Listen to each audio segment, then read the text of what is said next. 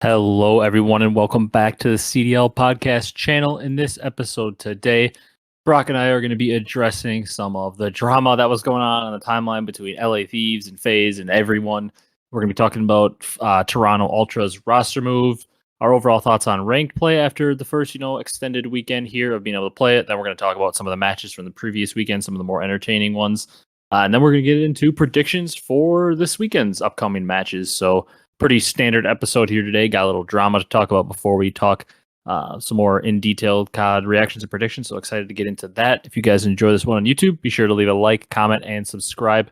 You can kind of tell here as we get into the middle of the year, we're getting into the slow season for Call of Duty content and competitive content. So we're going to keep pushing through that. And if you're on audio platforms, drop a follow, drop a 5-star review on there. We're getting closer and closer to that 1,000 subscriber goal. So if you guys are listening for the first time here in this intro, we'd appreciate it if you drop a sub and help us get there. But let's get into it. Brock, how you doing today? Oh, doing pretty good for this fine Monday evening. Pretty honest Monday, you would say, but not get too excited. But yeah, I'm excited to get in this podcast though. Yeah, let's talk about some drama first. Drazah versus SlasheR, mostly kind of a LAT versus Faze, I guess, in general.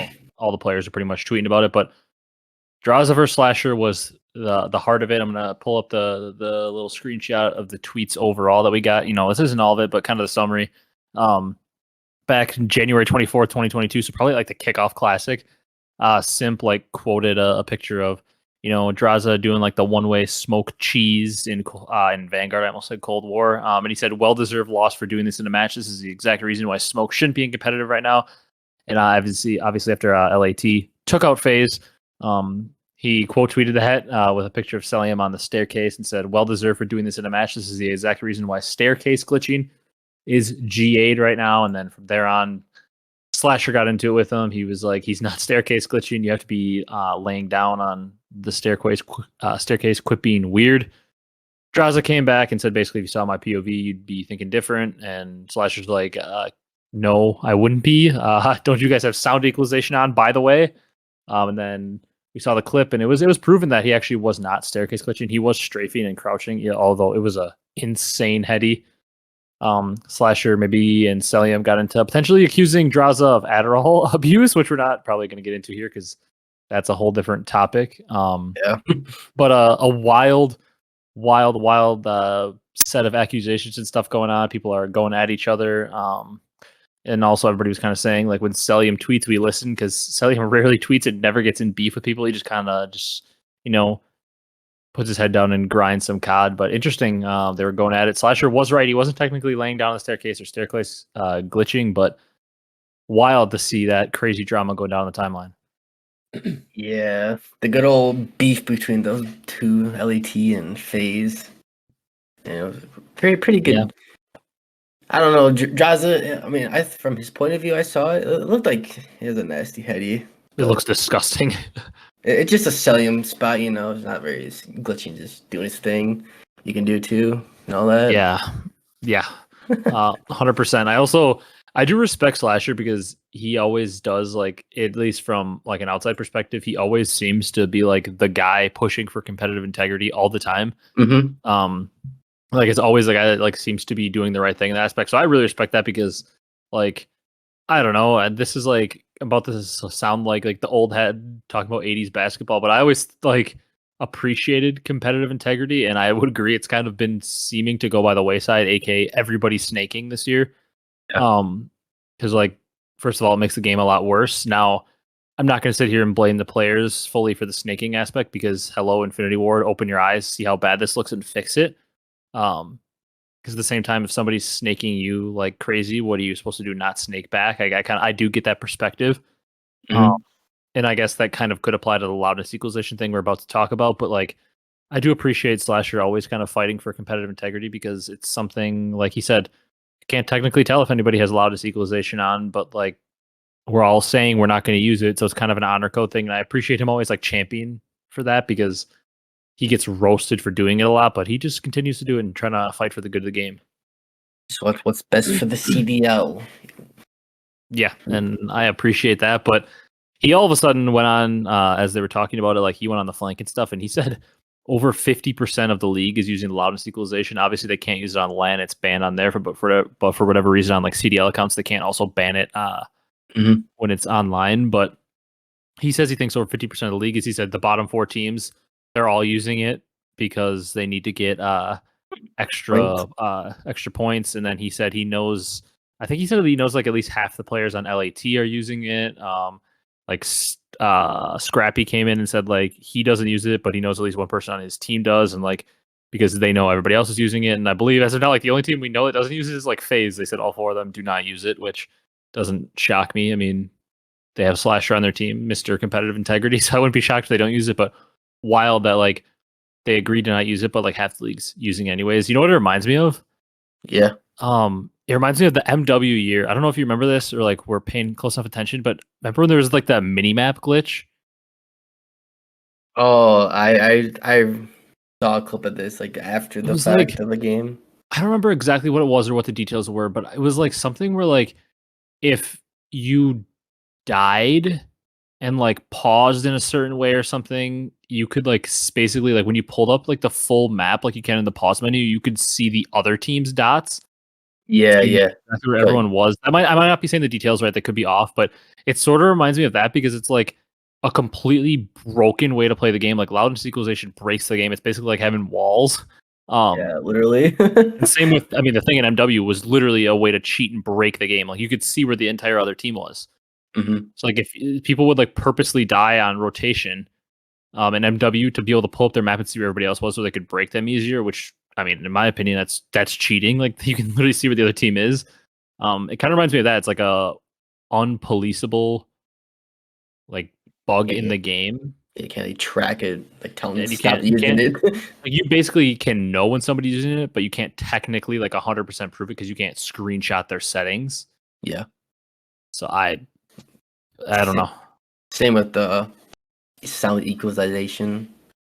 Like yeah, like I don't want to like players don't want to use it, but if someone's using it against me and I know it, I might as well just turn it on. Like to be at the same level at that point. Like with the amount of money and career that's on the line.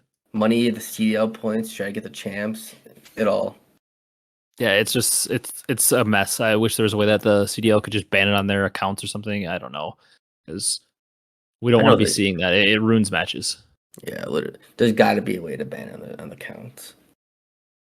You would think, but I guess maybe there isn't, or they'd be doing it. But next piece of news: Hecz in for Standy. This obviously, as you guys know, if you're listening to the previous podcast stuff, I was at a joint bachelorette party this weekend where I'm the best man in the wedding, so I was busy the whole weekend. I wasn't able to watch as much as I would have liked to this past weekend. I caught a lot of the Sunday matches when I came home, but overall wasn't able to catch as much. So I don't know what happened. All of a sudden when I went on Twitter and I saw Standy was benched, that was kind of a out of nowhere, kind of a shocker thing. And it seems like it was maybe a team chemistry thing. They didn't appreciate the way Standy was handling himself is kind of what I got from it. That could be incorrect, but Standy was tweeting like getting backstabbed and all this stuff and like was really upset. Standy's mom I saw was tweeting really upset. But Hecz is in.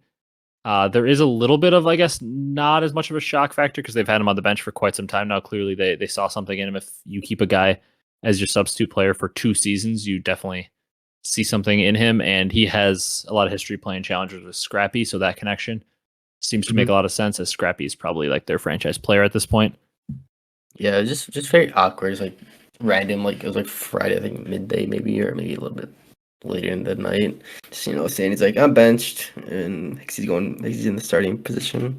Yeah, it sounded like it was like a weird situation too. It sounded like he was like talking to them and like everybody was ignoring him. Then all of a sudden they like were like, "Oh, by the way, you're benched," and then he was just like, "Oh, okay." He didn't see it coming at all, I guess. Yeah, just like unfortunate for Standy, but yeah, seems like a weird situation. But I guess like I do think Hecz a really good player. I think like he was consistently winning in challengers last year with Scrappy and like has always been at the top of challengers. When he was able, when he had to sub in for like a match last year, he didn't look like terrible. Like, I do think he has a lot of talent, but I also believe Standy has a lot of talent. Yeah, I wonder if they'll keep him on the bench because I mean their history in MW, they had like that full 10-man roster and didn't get rid of like any of them. Then in Cold War, they benched Methods halfway through and never sold him off to another team. So I guess we'll have to wait and see if they're willing I would just to like send off a player mid-season because we have never seen it from them really that I can think of. I know they don't want to, but I know Stan wants to get back out to competing. So Yeah, I mean, I guess like we can say the obvious option. I guess they did improve this past weekend, but like Standy over to Seattle, maybe slide Mac to a flex that he played a little bit, and MW, slide Sib, over that main role, get Standy as Pred's duo. That would look a little nice on the map, even if they, add both Illy and Standy over there for accuracy and Mac. Otherwise, but man, that'll be a great roster. But but people might say like Standy for accuracy makes no sense, but trust me, Mac and Sib could run the two ARs for that team. While Standy and Pred play the subs. That could definitely happen. Mac has been a flex before. He could definitely flex again and use an AR.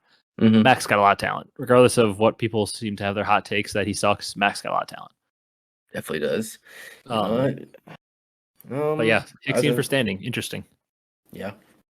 I was going to say, Seattle's probably not making a change now since they won. Yeah, they won 3-0. They just bought themselves another month on their roster, probably with the way they operate. Yep. All right, last thing before we do, not going to do like a full reactions. This might end up being a little shorter of an episode since we're not going to do that. But last thing before we dive into just overall reactions and predictions is rank play. Obviously came out last week, Wednesday, and I was able to play a ton. We played a ton on Wednesday night, and then Thursday I had work, and then immediately after work left to go on that little trip for the bachelor party. So it was gone pretty much from there on, and then played a little bit Sunday night. So I've really only been able to play like the one night on Wednesday and then a little bit on Sunday. Mm-hmm. I had a lot of fun with it. It seems to be, I would say, from initial impressions, one of the better ranked play systems, if not the best we've had in COD. Yes. Obviously, you have to see the little nuances. I'd say it's up there. I would still put World War II in ahead of Vanguard, probably, in terms of not talking about games, just purely talking about the system. Yeah. I'd probably put World War II ahead of Vanguard. Yeah, a lot to like about this one. I would agree. For me, I like it so far, but I feel like isn't it like sometimes you gain like 100, like 120, and then like next game you only lose like 20, 30. Yeah, it seems like every game that I lose, I'm losing like 30 or less, but every one I win, I'm getting like 90 or more. So you basically just have to win one game out of 4 to like just be even.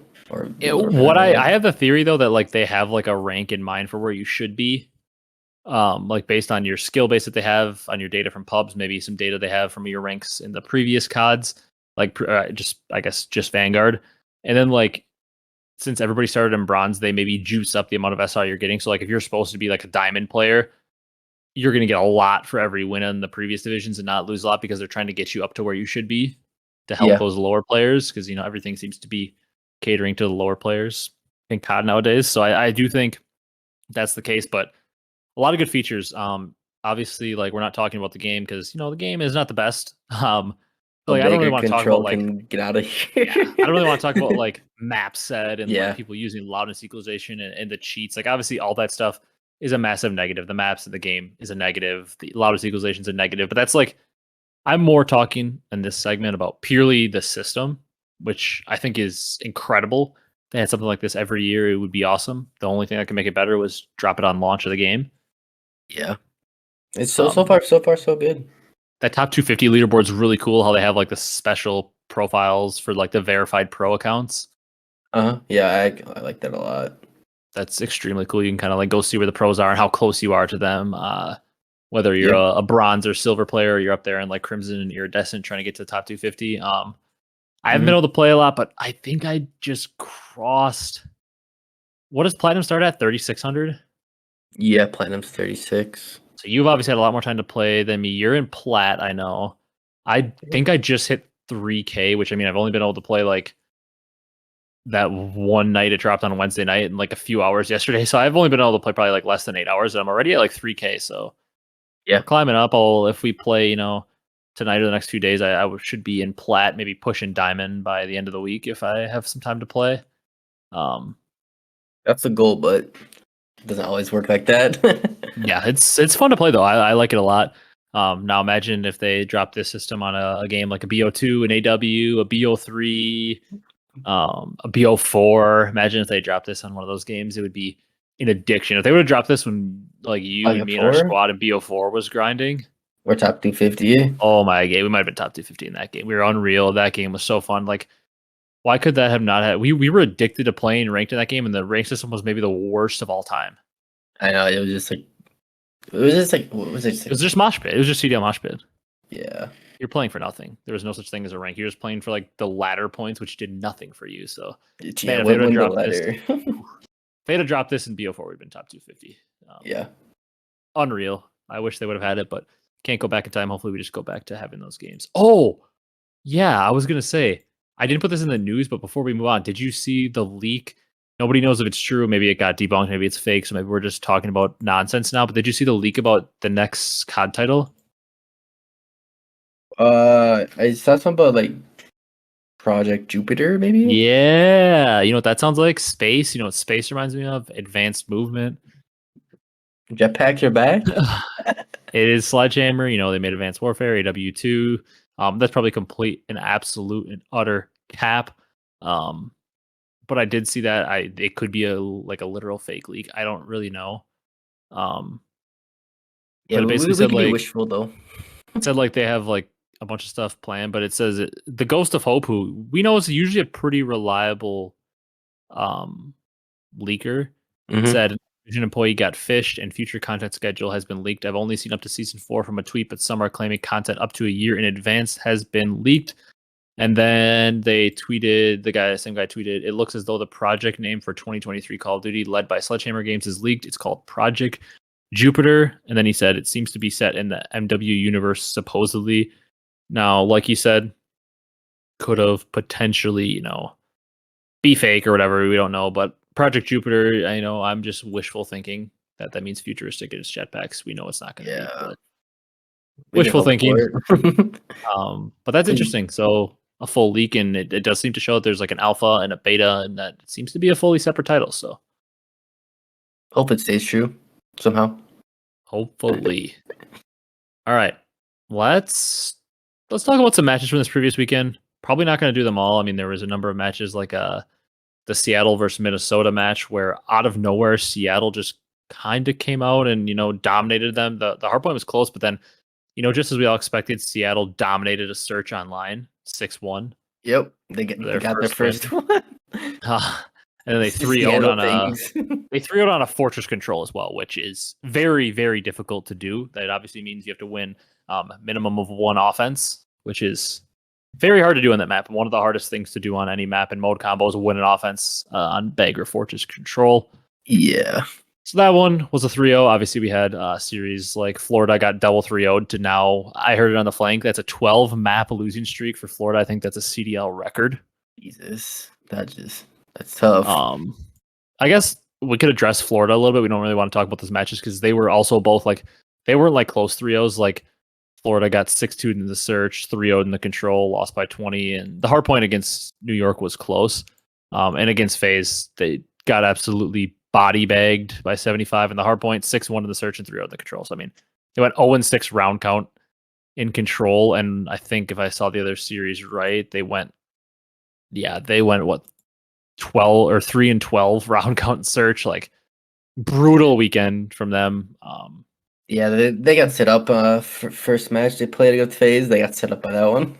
Yeah, and like that's the other thing I was gonna say is like I'm not going to go out and say, like, I actually did think this Florida roster has a decent amount of potential. And I actually still think, compared to what they normally could get on this roster, considering we know they play pretty close to the minimum, I still think this roster has a pretty good amount of upside. Yeah. Players aren't bad. I guess, looking back, you're going to laugh when I say this, and I don't think it would make a difference, but the Major Maniac and Havoc connection might have been nice to have on this team for chemistry. Might have.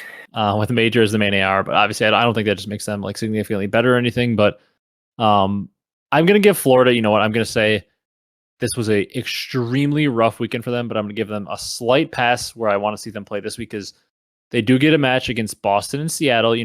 Seattle looked good this past week, and Boston, looks pretty good, but they're beatable teams, those two. Mm-hmm. Yeah. I want to see how Florida does this week. I'm going to give them a slight pass because they did play the 2 champions from this year. Yeah. I'll give them a pass for now. But I'm giving them a pass, but being cautious about them. Like, they could really suck, I guess. But I'm like willing to, push on my judgment until next week when they get a little more time to practice together as a team and don't play arguably the 2 best teams. Yeah. I'll believe in Fellow to rally the troops around. Yeah. Then New York gets back into form, 2-0. Hydra looks like a beast again. Kismet, doing bulldog things. He's got Ben Janessy barking. That clip is funny if you haven't seen it. Aches was like on the flank. He was like, Aches was like on the flank. He's like, hey, I just got a picture of you that can like demonstrate it. And it was like a little Yorkie barking. That was funny, but NJ. New York 2-0 on the weekend. Any thoughts on them? Seems like they're back in form after maybe just a rough travel day for them to Major 2. Yeah. No, looking good. Same old for now. I mean, I expect them to, unless weird things happen again, I expect them to be in our top 4 conversation, in the conversation to win every event for the foreseeable future this season. Yep. I fully agree. Vegas, Brock, interesting weekend for them. They come out and they beat LA Thieves, one of the bigger upsets for that organization, probably because LA Thieves coming off the second place finish. And the series started out, I was watching it, and I actually tuned into this map 1. This is like one of the matches of the weekend I quick tuned into while I was busy at the bachelor party, and they got smoked map 1. 2 Real dropped his 0.52, and I was like, oh boy, he's bad. People are going to start spamming 0.2 Real in the chat. Then they came out, they did the classic, they won the search and destroy despite TJ having that meme play where Octane jumps right over him. Don't know how he doesn't see him. He had to have been looking up at his mini map or something. I don't know. And you can see like Clay screaming that he just like jumped by you and then he dies and he had to have lost full. But hey, you know what? They pull it out. Yeah, they pull it out, and then they actually pull out a control and a hardpoint. So they win 2 respawns versus LAT. And in that map 4 hardpoint, got to give a shout out to 2 Real. He did struggle in the first one, but he dropped a 1.53 with a good amount of damage. Was incredible on this map. Everybody on Vegas was very, very good in this map. They outslayed LAT by a wide margin, but still only won the game by 50. So maybe some fundamentals need to be cleaned up there. But Vegas, a 1-1 weekend, honestly pretty solid because their weekend was tough. They did play Toronto in the next match. And, they were somewhat competitive in the second hardpoint, kind of got smoked in the first one, were able to win a search and, played a tight control. So pretty competitive against Toronto overall, despite the hardpoints maybe being a little lopsided, and were able to stake out Thieves. So not a bad weekend from Not a bad weekend from Vegas with 2 Real in their first crack. Not bad. Guess they needed a teaser search. Good thing he didn't get dropped. Yeah, too bad they couldn't pick up Mr. Kremp. But 2 Real, we got to give him credit where credit's due. He did not have. He looked pretty good. Yeah, he didn't have the worst weekend. We were obviously roasting him, as were many people. But KD isn't everything. But in terms of his KDs in series this weekend against LAT, he did have a 1.12, which was 0.01 behind Temp for the highest in the team, tied with Clay. And then against Toronto in a series that they lost, he had a 0.84. Not the best, but overall they did get fried in hardpoints. So your KD is generally going to suffer when you get fried in hardpoints. He had exactly a 0.7 in both hardpoints. So obviously that's got to improve, but maybe it will over time. But he did show more promise than, we were probably giving him credit for. So shout out to him. Facts. 1-1's not bad though for Vegas Legion. Especially considering that they went into the weekend playing Thieves and Faze. If you'd have told anybody that Vegas was going to come out 1-1 on a weekend where they played Thieves and Faze, I think everyone would consider that a W. I wonder, is that the first time the Legion has beaten Thieves? Oh, I'm sure it is, because the only decent season Legion had was early MW, and Thieves wasn't in the league then. So yeah it's probably got to be, or maybe not, but it's got to be at least pretty close. Yeah, probably. But yeah, basically, if you go into a weekend playing Thieves and Faze and come out 1-1, really, no matter who you are, it's probably considered a good weekend. So very good weekend for Vegas, I would say. Let's go, Donnie. Yeah, the team that they played though, LA Thieves in that first match, once again, interesting weekend for them. Obviously, we talked about all the drama with Faze, who they beat 3-1, but they lost to Vegas, so kind of a weird weekend. I would have never expected them to lose to Vegas, but beat Atlanta. Yeah, pretty online Thieves like to do that though. It seems the trend. Yeah, I will say though, the one thing that's a little scary for this this series against Faze to me is the fact that LAT does handle the hard points pretty well, which regardless of Faze having like a 500 record in hard point this year, they're a tough team to beat in hard point. Like, Yeah. they're just look at the players on the team. That's all I got to say. Tough team to beat in hard point.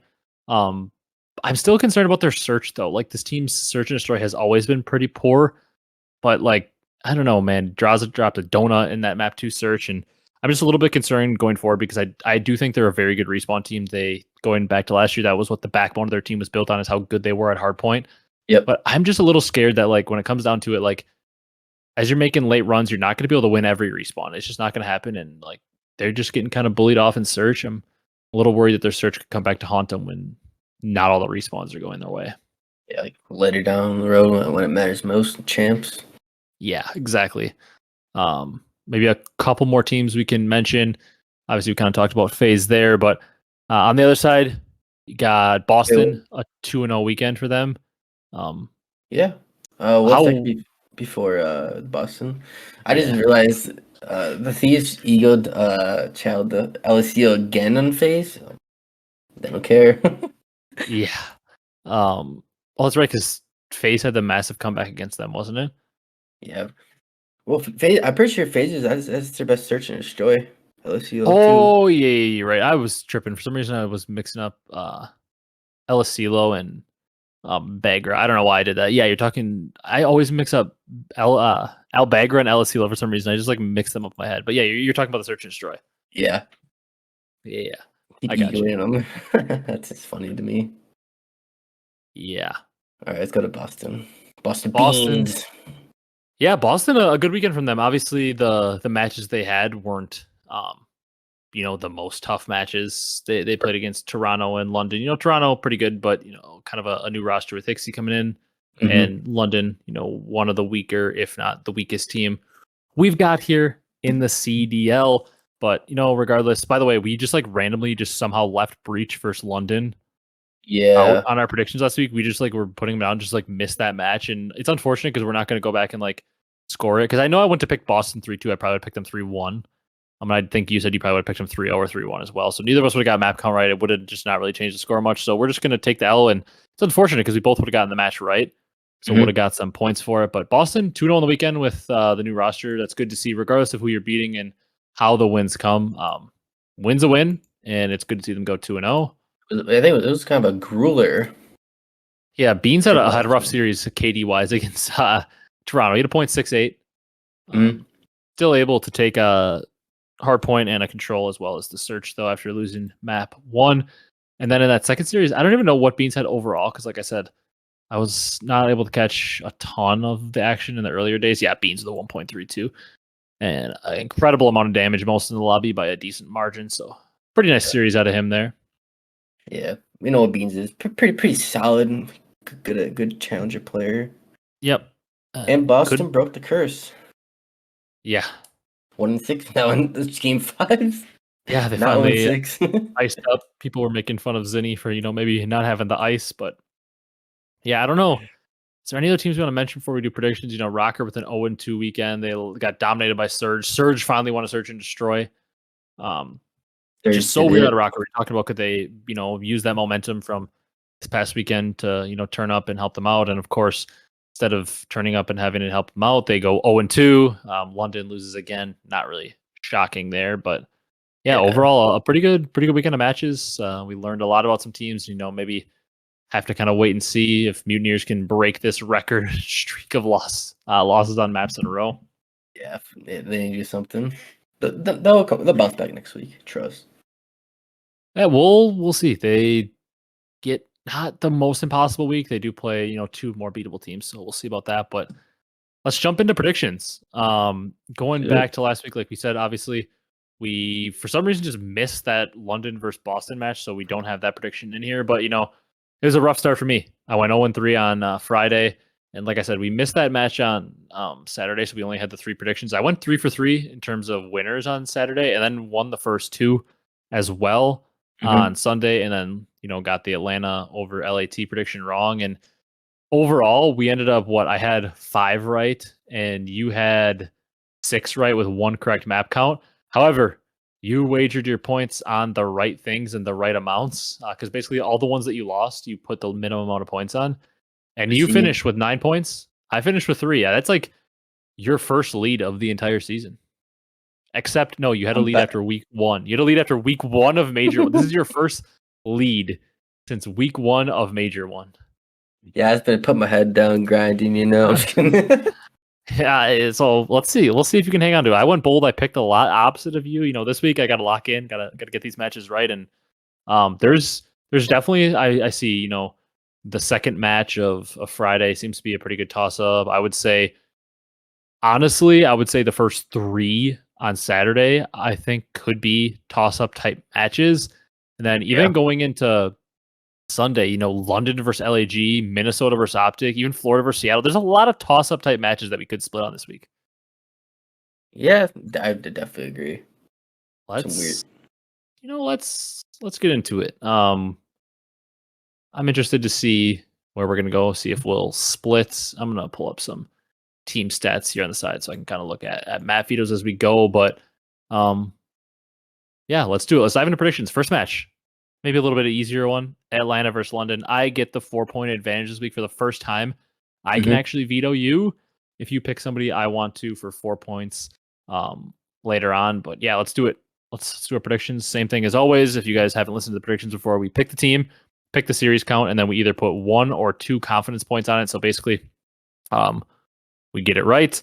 And we put 2 points on it, we gain 2 points in the standings. If we get it wrong, we lose those 2 points. So it's kind of like a wager, an amount. And then once a week, we can put 4 points on one single team to win. And that can help juice up your score a little bit. So Atlanta versus London, Brock, who you going with in this one? I'd be pretty shocked if you go London. I will go with the London. I'm just kidding. Atlanta. Atlanta. I want to say 3-0, but I'm going to say 3-1. And how many points are you putting on that? Let's see. I would do the 4 unless you veto it. I am probably going to veto it just because I think there are so many tosses. Okay. I'll do 2. And I also think that Atlanta, you could put 4 on them because they maybe play our bottom 2 teams this week. Yeah. So I want to veto you from using it on them in the other match too. That's fair. Because obviously that's also a rule. Like if somebody picks a team, the other person can't use that team on that week. So since I'm using Atlanta this week, Brock can't use them at all. And Atlanta basically has 2 guaranteed wins in my eyes, or like what should be guaranteed wins. So I want to make Brock think and have to, make a harder pick. So you can put 2 points on it in a 3-1. I'd do that. But I'm going to put 4 points on this, and I'm going to go 3-0. It's essentially what is probably our best team versus... I mean, I'm not going to say they're our best team, but, they're probably our best team. Or right up there, like top 2. Versus what's probably our worst team right now, I would say, in London. Probably the worst team. They could end up making a change, but, it's probably the worst team in the game. So it seems like a pretty good pick to put 4 points on. I'm going Atlanta 3-0. Someone get us team some help. Yeah, you're not wrong there. That's a fact. Now more of a toss-up match. Toronto versus Optic. We've seen these teams kind of go back and forth. Obviously, Toronto beat them on land with Scump earlier in the year, but Optic has since gotten them back. Where are you going with this one? To me, this is a tight series. We didn't get to see a ton out of Mr. Dan Ghosty. I guess that is one team we didn't really talk about. Texas.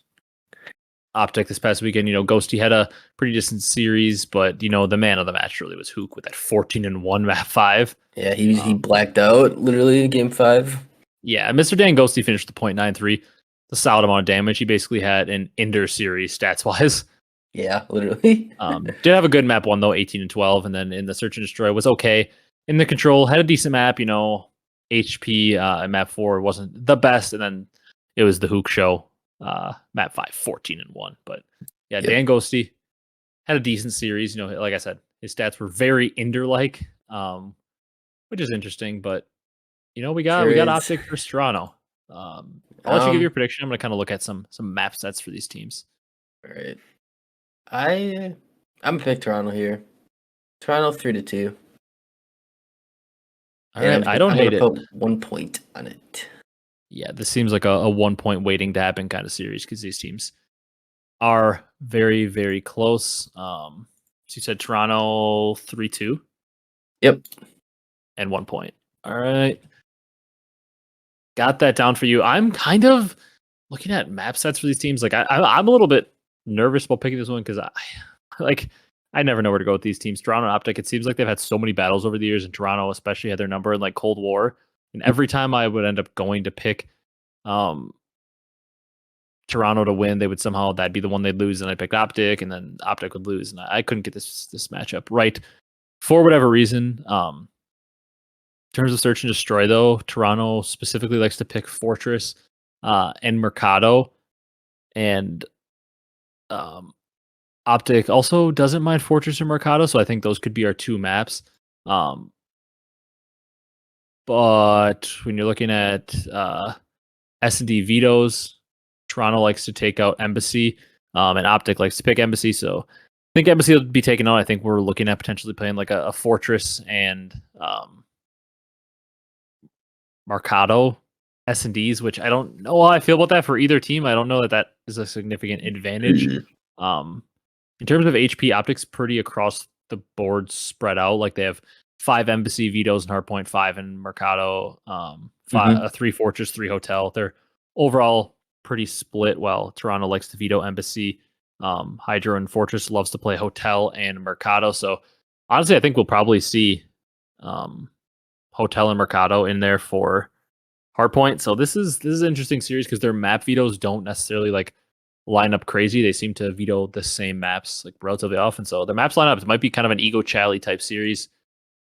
Mostly because I want to be different on the standings. I think I'm going to take Optic here because I think this is a true toss up.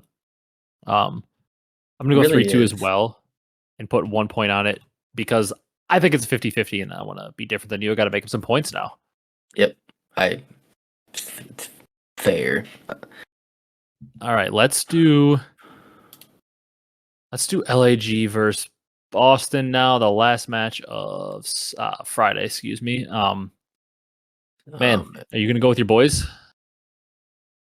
My boy Arcitys.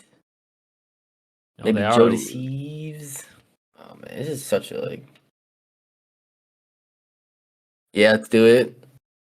You're gonna go with them? 3-1. LAG RCD pop off. All right. All right. Are you gonna put 1 point, 2 points, 4 points? I'm trying to look. I'll put 2 points. 2 points. You're gonna put faith in your boys. I'm gonna go opposite of you. Exact map count and everything. Boston 3-1. This is kind of the guys that you like to have faith in this year versus the guys that for some reason I just like chose to have faith in. I'm gonna go with the exact opposite though. You picked LAG 3-1 with 2 points. I'm gonna pick Boston 3-1 with 2 points. I don't know. I liked what I saw out of Boston this week. They took out Toronto and London, and I think that they're going to continue to improve with Beans. And until LAG makes a change, I just don't see the ceiling on this team being that high. I just don't think the Assault and Arcitys duo has a very high ceiling. I want to see Gunless. I've said it a million times. I want to see Gunless in there with the chemistry with Arcitys. I want to see him in there instead of Assault to play that second AR or flex role. I just don't have a ton of faith. The way the LAG roster is currently constructed, I don't know. I think it's got a very low ceiling. And I think the Boston roster, on the other hand, has a pretty high ceiling. So I like to put my faith in them. Wait, maybe LAG can somehow get Illy? I mean, they definitely have the money. They're like the richest team in the league in terms of like ownership. So maybe they could, but also I don't know that Illy really moves the needle on that team for me. Because I think what that team needs is I just think they need a little bit more slaying. Yeah. I think talent-wise, they just get outslayed. And I think Illy's a good player. I think he brings a lot to a lot of teams. But I don't know that Illy brings what that team needs because Illy's not like a heavy slayer. It's more of the S&D strategist and stuff like that. I think Illy fits more on a team, like we've said it a million times, Seattle, if he could take over the main AR role, he's already got guys like Mac and Pred and Sib that can go slay out. And he So could just be more done. of the gap filler, the dirty work, the S&D shot caller, like which they really need. It really just makes so much sense in that Seattle roster. But I don't know that he makes as much sense on LAG for me, just because I think he's an upgrade over Assault, obviously, but he doesn't really upgrade them where they need to upgrade, in my opinion. Yeah. I mean, that doesn't make sense. But he is probably an upgrade nonetheless. And they got the cash. NYSL versus Toronto, Brock. First match of Saturday. This is another tough one to predict. I go first in this one, though, because we made you go first enough. I like NYSL in this matchup. And I think I'm going to say this is another 3-1. Could definitely see this going 5, but for whatever reason, I really like New York in the respawns. I think they're pretty easily able to take at least one of the HPs in the control. And then I'll just take my chances that they're able to win either the other respawn and win 3 respawns or win the search. So I'm going to go 3-1 New York. Screw it. I'm going to go a little bold. I'm going to put 2 points in this one as well. I really think that New York is potentially our best team in the game up there, with the likes of Faze and those boys. So I like New York in this one, 3-1. I am also taking New York, but 3-2. And I'll just put 1 point on it. All right. Taco's just better. Yeah, this New York team, like Hydra, arguably the best player in the game. Kismet might be like, in terms of like having a defined role and hitting that role, Kismet might be like the best at. Like he is so good at what he does for the team. And when they need to, Pre-Sense guys can turn up the dial, turn up the speed, and turn up the slang power. So yeah, this team is incredible. I'm really looking at them to have like a bounce back type of stage after they had, maybe not the placing they wanted at the previous major. I'm looking for this to be a big bounce back stage for them. So I like New York 3-1 as well. And you like them 3-2, obviously, but Toronto's a good team, so can't sleep on them. Sure, it is tough to pick. Tough to pick both. Yeah. Then we got Seattle versus LAT. Another really good matchup to me. I know a lot of people don't have faith in Seattle, but I don't know. I like the Seattle team. You want me to go first? Or you want to go this one? I'll go first. This just seems like such a trap game for me. Like if I pick LA Thieves, they're just gonna lose. Because that's how LA Thieves is day to day online Call of Duty for them. They're not always locked in, and they're can never trust them online. I know. Even Arcitys sent his interviews like, we said, Shane, our coaches, has to get us locked in for these matches. I'm like, yeah, it's not what you're gonna want to hear. Yeah, you need somebody else to lock you in. It's not the best thing to hear. Yeah, so I'm gonna go Seattle 3-1. Yeah, I thought I was gonna be able to get an opposite pick because I want to go Seattle in this one too. It just seems like such a trap game for me if I pick LA Thieves. Did you say Seattle 3-1 with 2 points? Okay. Yep. I also wanted to pick Seattle in this one. I was hoping you'd pick LAT because I don't know. I just like the Pred and Sib show might be back. They might be realizing that hey, we're not making a rush change. We got to make things work for at least this season, then we can move on. Yeah.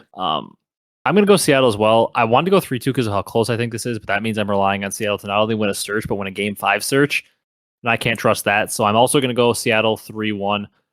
I think maybe they do win the map 2 search and lose the map 1 hardpoint, or maybe they lose the control. I can really see a world where this goes map 5, but I literally cannot bring myself, because I could see Seattle winning map 1 and map 4, winning like both hardpoints, or winning map 1 and map 3, or map 3, map 4, whatever. I could see them winning any combination of 2 respawns and then losing the search, losing one of the other respawns, and then going map 5.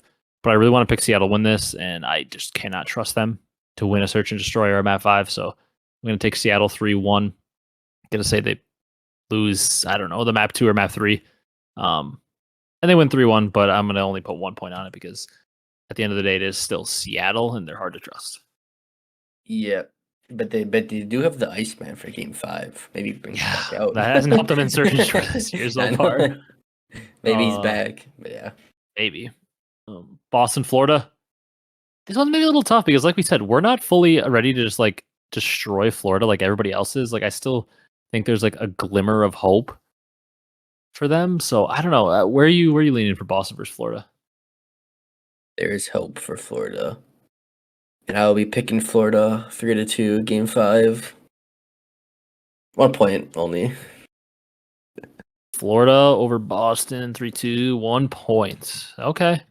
I don't hate it. I also kind of wanted to maybe potentially pick Florida in an upset this weekend. However, I don't think it's going to be this one. I think I'm going to take Boston. I'm also going to go with a 3-2, though. I think Florida gets back on track in terms of, actually being competitive and winning some maps. I'm going to put 2 points on this one because I do like the Boston squad, as everybody knows. But I'm going to go Boston 3-2, 2 points. I think Florida maybe makes this tight series, and we see the Havoc and Capsule duo making moves in the map. And I think the Havoc Capsule duo is going to win them a map. I don't know what map it's going to be, but I think they're going to like pop off in one of the respawns or something, and kind of be the reason they win the map. And we're going to see the potential of this team to maybe make some noise, but not going to happen this series in particular. And Boston wins 3-2. Yeah. Then we've got Vegas versus Atlanta. You've got your 4 point left still. It's got to come out here at some point coming up. Can't be in this match though, unless you're picking Vegas for 4 points. Wouldn't that be something?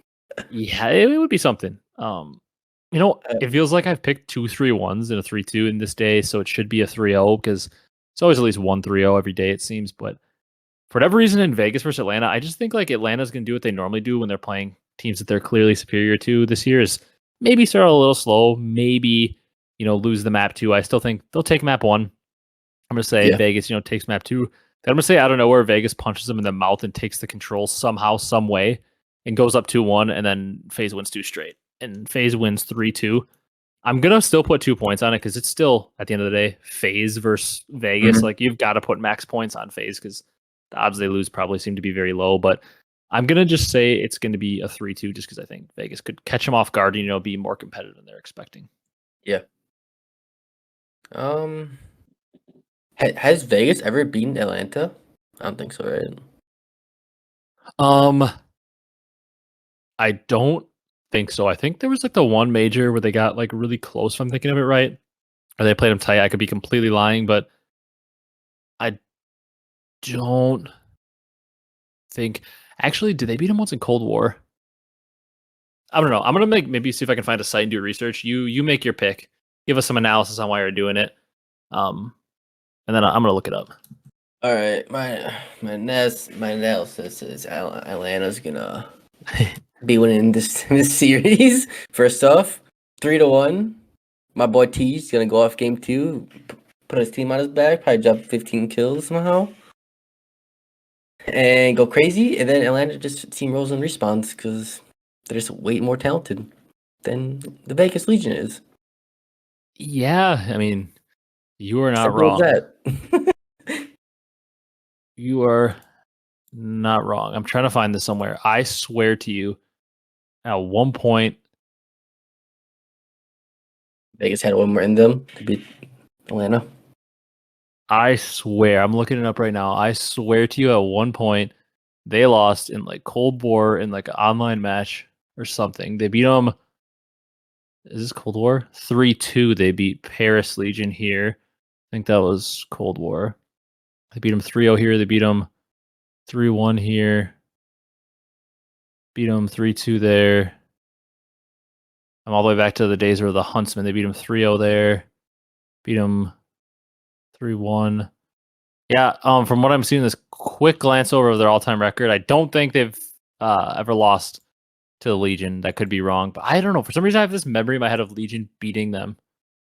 I don't know why, but I could have missed it in my quick glance over, but I didn't see anywhere where it said it.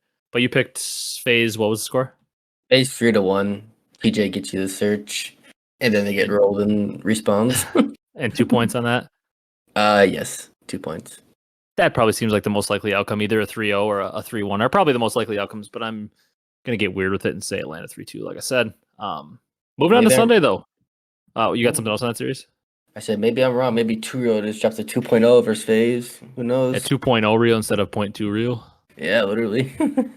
Yeah, well, that would be something. That would be a coming out party back on the scene if he drops a 2.0 versus Simp and Abezy. But moving on to Sunday, kind of the stinker match of the week. I know you don't like to hear that with your boys playing in it, but London versus LAG. The two bottom feeders battling it out. I know. Who wants it more? LAG wants it more. All I gotta say, I'll say 3-2. 3-2. LAG comes out, game 5 ice. Or sees assault, doing the thing. Go to Steve drops like 12 though in the search. And I'm putting 4 points on it. Good lord. This is a swing match. I want to make it a swing match and pick London just for fun, but I can't do it because I do think LAG is actually going to win. I'm also going to say it's going to be 3-2. I think they're going to have the game 5 ice. I think they win like a 6-4 map 5. I'm only going to put 1 point on it though because this is like two teams that I have zero faith in and want to put zero faith in, and I'm forced to put my faith in one of them.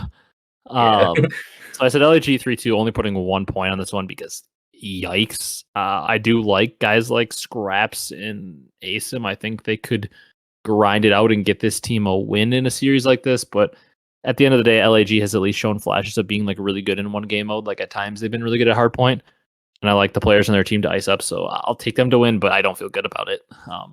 This is a pretty much a toss-up series to me, and not for a good reason. Yeah, I gotta say about LAG, they really dropped the ball letting go Hook like that after the first major.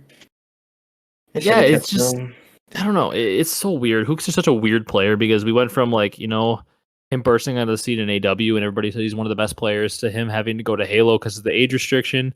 And then he came back in World War II and he formed with classic Temp and SlasheR, which was like a remake of an AW team that was like, finishing top 2, top 3 in like every event and looked really good. And then that team kind of bottoms out and, he goes to BO4 where he doesn't see nearly the success people are expecting either. On that NV squad where he like teamed up with the world champs. Remember they like picked up the EG squad. Yeah. And then they just added him to Hook, and that team sucked. And he didn't see the success that he was hoping for in Black Ops 4. Transfers to Splice for champs, and he has the famous clip of him whiffing like every Tempest shot. Yeah, lucky. They get eliminated, and then goes to MW. Obviously, that's a good year for him. Gets back on track, wins it all, wins a world championship. Kind of has the falling out with Crim the next year in Cold War. After stage 1 of Cold War, when he was like an MVP candidate, it's like things have fallen off. He goes on a million different teams, randomly wins Major 2 last year when we're in attendance, and goes off. But like, yeah, I'd agree. Kind of dropped the ball. Maybe they would be able to keep him, pair him up, pick up Gunless. Just do it. I've been begging you. Well, we've been begging, but we'll see. Yeah, hasn't equated to much. Yeah, I guess we'll see. This is the stinker series of the week. This toss up. Yep. Minnesota versus Optic, Brock. Oh man, I feel like this one seems like it could be close just because Minnesota is so hit or miss. But the answer seems to be right in front of our face. Like Minnesota is inconsistent and has been playing well. And Optic overall just finished top 4 and looked pretty good in their last series as a team and only get more practice. Like this match should be staring us in the face, in my opinion, and should have Optic written all over it. So I'm going to look at what's staring me in the face, and I'm going to pick Optic 3-0. And I'm going to put 2 points on it.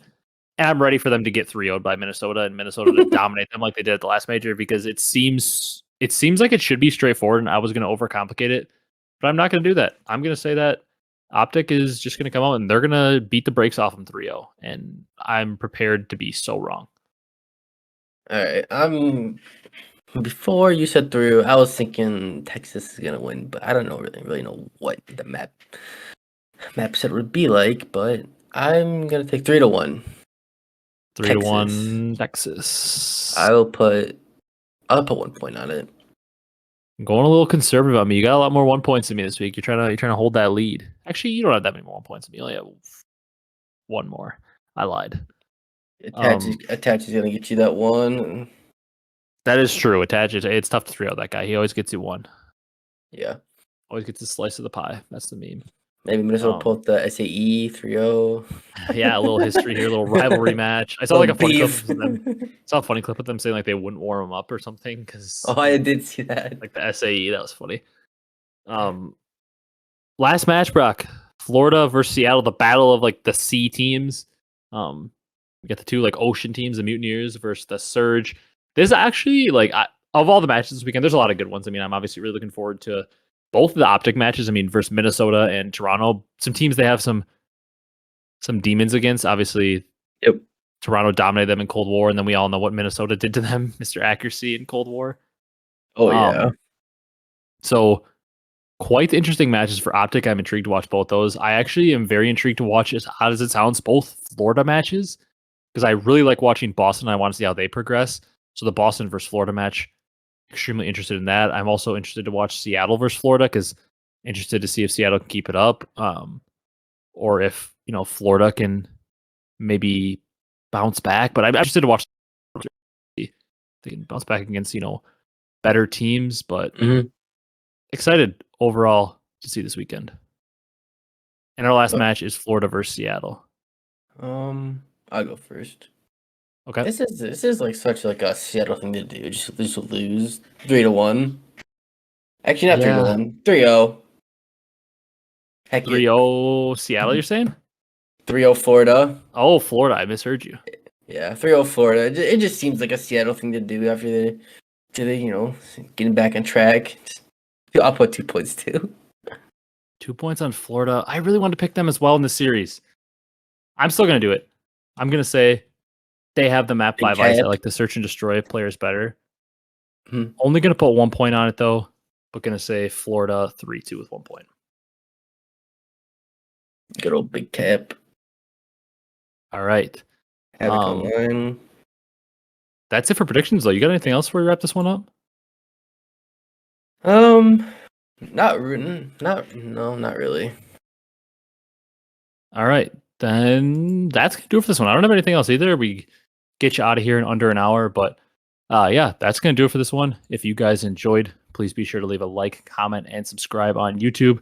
Drop a follow, drop a 5-star review on the audio platforms if you're able to on there. We really appreciate you guys watching. We know it's kind of getting to the slower time of the CDL season for viewership and everything, but any support you guys offer is greatly appreciated. So drop your comments down below. We'd love to read them and interact with them.